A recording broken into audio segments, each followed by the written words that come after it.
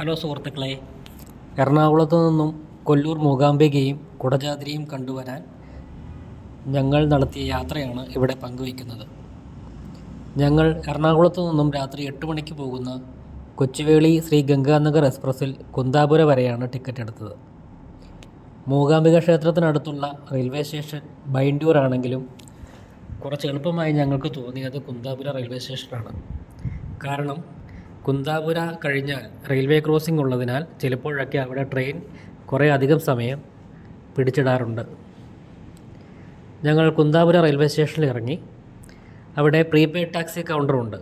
അതുകൊണ്ട് അവിടെ നിന്നും ബസ് കിട്ടുന്ന സ്റ്റോപ്പിലെത്താൻ 70 രൂപയുടെ ടിക്കറ്റ് എടുത്ത് അവിടെ നിന്ന് ഓട്ടോ കിട്ടി.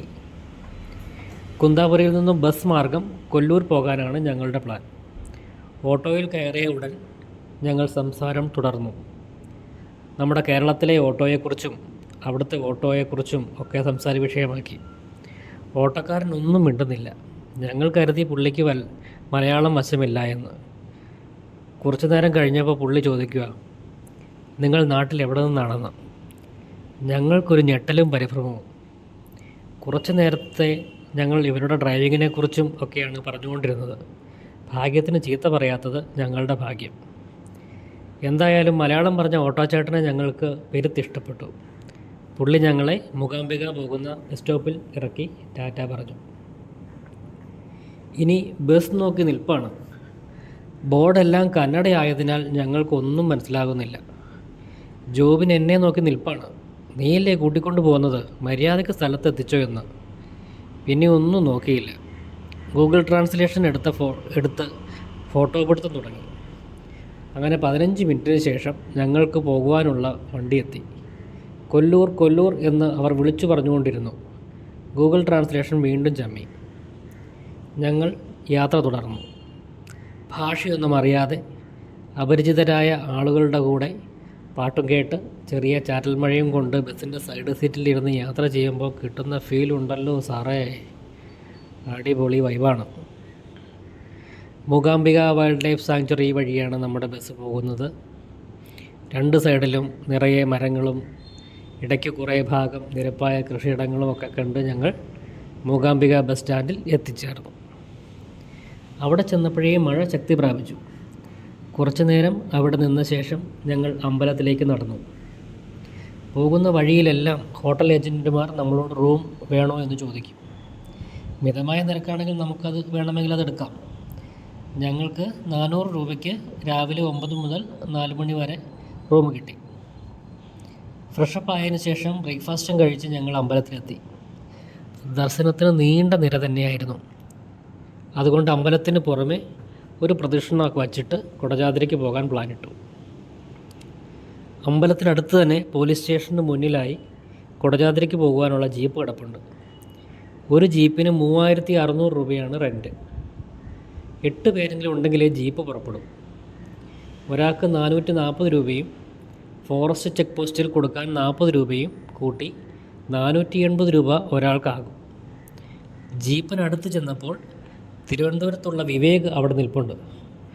അവിടെ ചെന്നപ്പോൾ കിട്ടിയ ചങ്കാണ്. അങ്ങനെ ഞങ്ങൾ 3 പേരായി. ഇനിയും വേണം 5 പേര്. നാണമൊന്നും നോക്കിയില്ല. കുടജാദ്രി പോകാൻ ആളുണ്ടോ എന്ന് വരുന്നവരോട് മുഴുവൻ ചോദിച്ചു. അങ്ങനെ 5 കൂട്ടുകാരെ കൂടി കിട്ടി. ഞങ്ങൾ യാത്ര തുടങ്ങി. എങ്ങോട്ട്? വളരെ നാളായി കാണണം എന്ന് കൊതിച്ചിരുന്ന ശ്രീ ശങ്കരാചാര്യർ തപസിരുന്ന് സർവജ്ഞപീഠം കാണാൻ കുടജാദ്രി കുന്നുകളിലേക്ക്.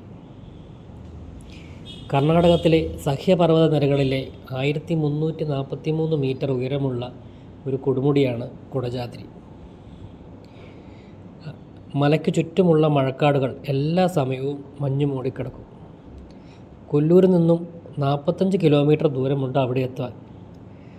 വളരെയേറെ ദുർഘടമായ വനപാതയിലൂടെ എക്സ്പീരിയൻസ്ഡായ ഞങ്ങളുടെ ജീപ്പ് ഡ്രൈവർ കുത്തനെയുള്ള കയറ്റത്തിലും വളരെ വീതി കുറഞ്ഞ വഴികളിലൂടെ വളവും തിരിവും കാരണം എതിർദിശയിൽ നിന്നും വരുന്ന വാഹനങ്ങൾക്ക് കേൾക്കുവാൻ തുടരെ ഹോണടിച്ചും എതിരെ വരുന്ന ജീപ്പിന് പോകാൻ വഴിയൊരുക്കിയും ഒരു ത്രില്ലിംഗ് ജീപ്പ് സഫാരി തന്നെയായിരുന്നു അത്. ജീപ്പ് നിർത്തുന്ന ഇടത്തു നിന്നും തുടർന്ന് ദുർഘടമായ വഴിയിലൂടെ നടന്നു വേണം കുടജാദ്രിയിൽ എത്തുവാൻ. പ്രായഭേദമന്യേ നിരവധി ആളുകൾ അനായാസേന നടന്നു പോകുന്നുണ്ട്. കുറേ പേർ അവിടെ കണ്ടിട്ട് തിരികെ പോരുന്നുമുണ്ട്. അവിടെ എത്തിയപ്പോൾ പോന്നില്ലായിരുന്നുവെങ്കിൽ ഇതൊരു നഷ്ടം തന്നെയായിരുന്നല്ലോ എന്ന് ഞങ്ങൾ പരസ്പരം പറഞ്ഞു. അങ്ങനെ ഞങ്ങൾ കുറച്ചു നേരം അവിടെ വിശ്രമിച്ചു. തിരികെ ഞങ്ങൾ കൊല്ലൂരെത്തി. ഭക്ഷണമൊക്കെ കഴിഞ്ഞ ശേഷം സൗവർണിക നദിയിൽ പോയി കണ്ടു. തിരികെ റൂമിലെത്തി കുളി കഴിഞ്ഞ് വീണ്ടും അമ്പലത്തിൽ കയറി. തീരെ തിരക്കില്ലായിരുന്നു ആ സമയം. സുഖമായി അമ്പല ദർശനം കഴിഞ്ഞ് അന്ന് രാത്രി കുന്താപുരയിൽ നിന്നും നാട്ടിലേക്ക് മംഗള എക്സ്പ്രസ്സിൽ യാത്ര തിരിച്ചു. കുറേയേറെ സന്തോഷ നിമിഷങ്ങൾ ഓർത്തുകൊണ്ട് വീണ്ടും വരണമെന്ന് മനസ്സിൽ ഉറപ്പിച്ചുകൊണ്ട്. നന്ദി, നമസ്കാരം. ഞാനെഴുതിയ വരികൾക്കൊക്കെ നീ എന്തിനീണം നൽകി? ഞാൻ പാടിയ പാട്ടുകൾക്കൊക്കെ നീ എന്തിനു താളം നൽകി?